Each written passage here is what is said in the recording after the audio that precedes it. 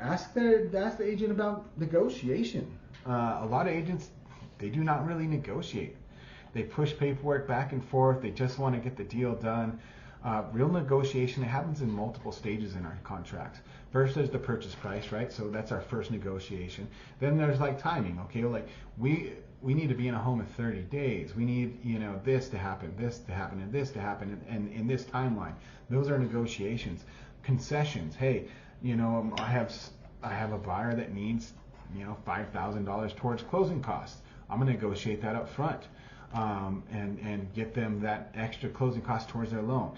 And so it's not purchase price, it's not just one thing, it's multiple things that we're negotiating, right? Once the contract's accepted, now we go into inspections, we go into well inspections, we go into home inspections, septic inspections. Oh man, you get some poopy situations, right? So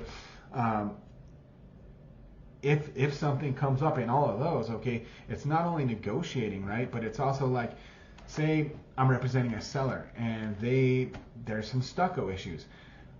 Your agent needs to, your broker needs to know, we're not supposed to use the word agent.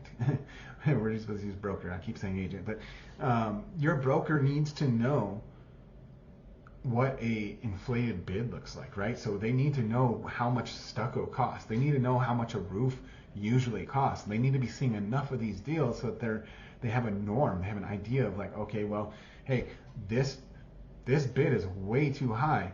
Let me get 3 other bids, and so we can negotiate the roof. Because if if I'm the seller and someone brings me a $250,000 roof bid, I'm like, what is going on? And I've seen this happen. I've had this happen. A $250,000 roof bid, and that's enough to build the damn house.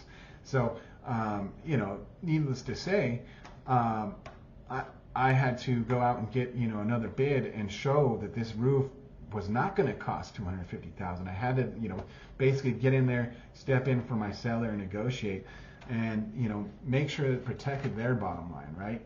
Now, same thing if I'm the buyer. I mean, I want to make sure that if I'm representing the buyer, I want to make sure that their needs are addressed, and that we maybe negotiate enough money to handle those situations, or make sure that the contractor is doing the repairs is licensed. So there's a lot more to the negotiation, right?